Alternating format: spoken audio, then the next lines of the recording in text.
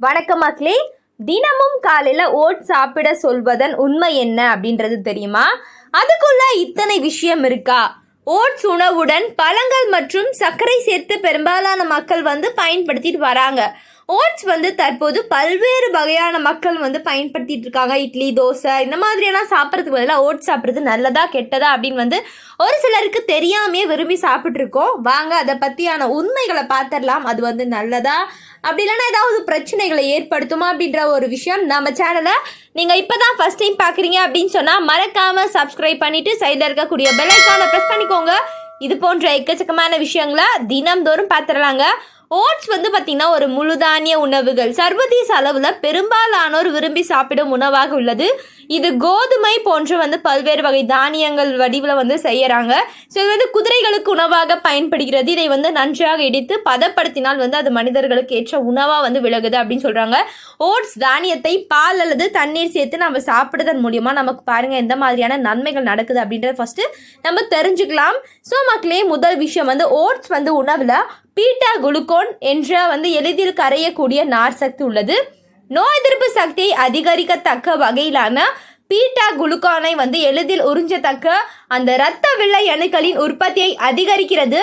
உடலில் ஏற்படும் தொற்றுகளில் இருந்து பாதுகாக்க இரத்த வெள்ளை அணுக்களுக்கு துணை நிற்கிறது அப்படின்னு சொல்றாங்க. ஸோ உடலில் ஏற்படும் காயங்கள் குணப்படுத்துவதற்கு பீட்டா குளுக்கோன்கள் அதில் உள்ள ஆன்டி ஆக்சிடென்ட்களுக்கு சென்சிட்டிவாக விளங்குதுங்க. பாக்டீரியா, வைரஸ், பூஞ்சை இதெல்லாம் ஒட்டுண்ணிகள் உள்ளடக்கியவற்றினால நம் உடலுக்கு ஏற்படும் பாதிப்புல இருந்து நம்மளை பாதுகாக்கும் அப்படின்னு சொல்றாங்க. அடுத்த விஷயம் என்ன அப்படின்னு பார்த்தீங்கன்னா, ஓட்ஸ் உணவுல எளிதில் கரையும் தன்மை கொண்ட நார் சத்துக்களான பீட்டா குளுக்கோன் அதிக அளவில் உள்ளது. ஓட்ஸ் உணவை தினமும் உட்கொண்டு வந்தால் அது ரத்தத்தில் கிளைசமிக் குறியீட்டை அதிகப்படுத்தி இது நார் சத்து இன்சுலின் சுரப்பை துரிதப்படுத்தி ரத்தத்தின் சர்க்கரையின் அளவை குறைக்க உதவுகிறது அப்படின்னு சொல்றாங்க.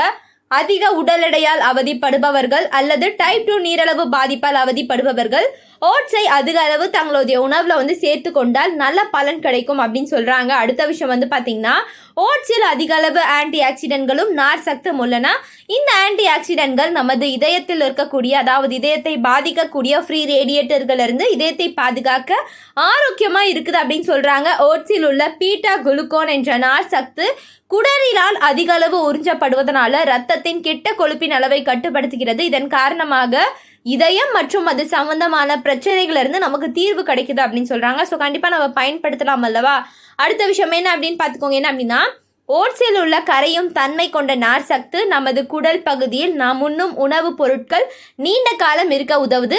இந்த நார் சத்து குடல் பகுதியில் உள்ள கழிவுகளை அகற்றுகிறது. உடலில் உள்ள கரையாத நார் சக்திகளை மலம் வழியாக வெளியேற்றுகிறது. மலச்சிக்கல் தீர வலி ஏற்படுத்தி தருதுங்க. மலச்சிக்கலை நீக்கி மலக்குடலில் ஏற்படும் புற்றுநோய் பாதிப்புகள் இருந்து நம்மை காக்கிறது அப்படின்னு சொல்றாங்க. அடுத்த விஷயம் பார்த்தீங்கன்னா, ஓட்ஸை நம்ம தினந்தோறும் எடுத்துக்கிறதுனால நமக்கு செரிமான பிரச்சனை ஏற்படாத கண்டிப்பாக கிடையாது. காலையில் எழுந்த உடனே நம்ம ஓட்ஸ் சாப்பிட்றது ரொம்ப நல்லது அப்படின்னு சொல்றாங்க. ஓட்ஸ் உணவுல பார்த்தீங்கன்னா லிங்கான்கள் அதிக அளவில் இருப்பதனால அது மார்பகம், கருப்பை, புரோஸ்டேட் பகுதியில் ஏற்படும் புற்றுநோய்களை தடுப்பதில் முக்கிய பங்காற்றுகிறது. ஓட்ஸ் உணவில் அதிக அளவு ஆக்சிடென்ட்களும் வைட்டமின் சியும் உள்ளதால் அது புற்றுநோயை உண்டாக்கும் ஃப்ரீ ரேடியேட்டர்களிலிருந்து நம்மை பாதுகாக்கிறது. ஓட்ஸ் உணவில் அதிக அளவில் பார்த்தீங்கன்னா ஃப்ளவனாய்டு உள்ளதுங்க. இது உடலில் ஏற்படும் வீக்கங்களை எதிர்த்து போராடுவது மட்டும் கிடையாது, புற்றுநோய் செல்களின் வளர்ச்சியெல்லாம் தடுக்குது அப்படின்னு சொல்கிறாங்க. ஸோ புற்றுநோய் பிரச்சனையிலேருந்து பாதிக்கிறீங்களா, புற்றுநோய் இருந்தாலும் சரி அது வரக்கூடாது, எதிர்ப்பு சக்தி நமக்கு வேண்டும், இதெல்லாம் பாக்டீரியா எதிர்ப்பு பண்புகள் கொண்டு இருக்கக்கூடிய ஓட்ஸ் உணவுகளில் அதிகமாக இருக்குது அப்படின்றாங்க. ஏன்னா தானியங்கள் நிறைந்த ஒரு உணவாக இது இருக்கிறதுனால நம்ம கண்டிப்பாக தினந்தோறும் எடுத்துக்கிட்டு வரலாம் அப்படின்னு சொல்கிறாங்க. அடுத்த விஷயம் பார்த்தீங்கன்னா, ஓட்ஸ் உணவு உயர் ரத்த அழுத்தத்தை கட்டுப்படுத்துகிறது. ஓட்ஸ் உணவில் உள்ள, அதாவது எளிதில் கரையும் தன்மை கொண்ட நார் சத்து தமனிகள் இரத்த நரம்பை பார்த்தீங்கன்னா நரம்புகளை உள்ளடக்கக்கூடிய அது படிந்துள்ள கொழுப்புகளை அகற்றி கழிவுகளை அகற்றி உயர் ரத்த அழுத்தம் ஏற்படாமல் பாதுகாக்கிறது அப்படின்னு சொல்றாங்க. ஓட்ஸ் உணவை தொடர்ந்து உண்பதனால உயர் ரத்த அழுத்தம் தொடர்பான மருந்துகள் மற்றும் சிகிச்சைகள் இருந்து விடுதலை அளிக்கிறது. நம் உடலில் மன அழுத்தத்திற்கு காரணமான ஹார்மோன்களின் சுரப்பை கட்டுப்படுத்தி மனதிற்கு புத்துணர்ச்சியை அளிக்கும் செரோட்டோனின் சுரப்பை ஓட்ஸ் துரிதப்படுத்துது. இந்த செரோட்டோனின் ஹார்மோனை நம் மகிழ்ச்சியாகவும் சந்தோஷமாகவும் இருப்பதற்கு காரணமாக இருக்குது அப்படின்னு சொல்றாங்க. அடுத்த விஷயம் ஓட்ஸ் உணவுல உள்ள நார் சத்து உடலின் இரத்தத்தில் குளுக்கோஸ் அளவை மெதுவாக வழங்குவதால் அடிக்கடி பசி எடுக்கும் உணர்விலிருந்து நம்மை காக்கிறது.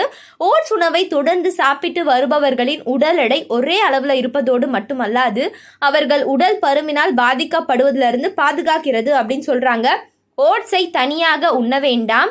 நம்ம பார்த்திங்கன்னா பேக்கேஜ் அதாவது செய்யப்பட்ட ஓட்ஸ்களில் அதிக அளவு சர்க்கரை உள்ளதால் அது உடல் எடை குறைப்பை சரி செய்யாது என்பதில் கவனம் கொள்ள வேண்டும் அப்படின்றாங்க.